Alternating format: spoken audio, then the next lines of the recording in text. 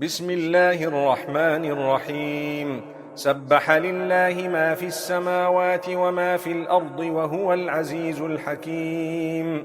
يا أيها الذين آمنوا لم تقولون ما لا تفعلون؟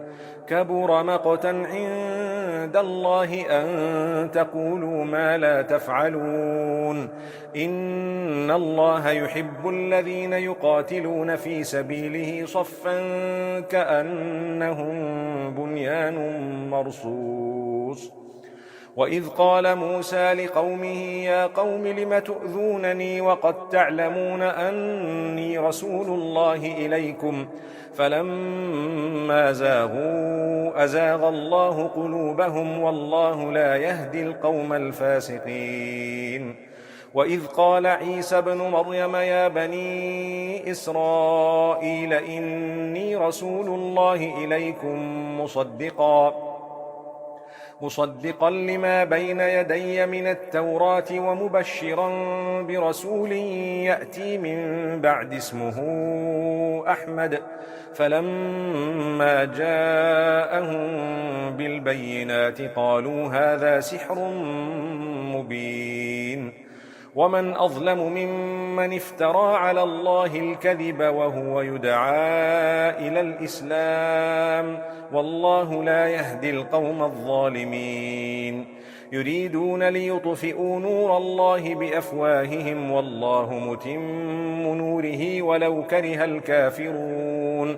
هو الذي أرسل رسوله بالهدى ودين الحق ليظهره على الدين كله ولو كره المشركون. يا أيها الذين آمنوا هل أدلكم على تجارة تنجيكم من عذاب أليم؟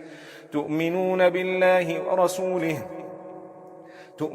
بالله ورسوله وتجاهدون في سبيل الله بأموالكم وأنفسكم ذلكم خير لكم إن كنتم تعلمون.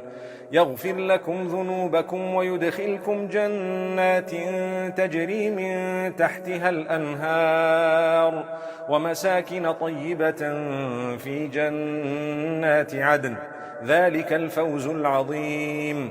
وأخرى تحبونها نصر من الله وفتح قريب وبشر المؤمنين. يا أيها الذين آمنوا كونوا أنصار الله كما قال عيسى ابن مريم للحواريين من أنصاري إلى الله؟ قال الحواريون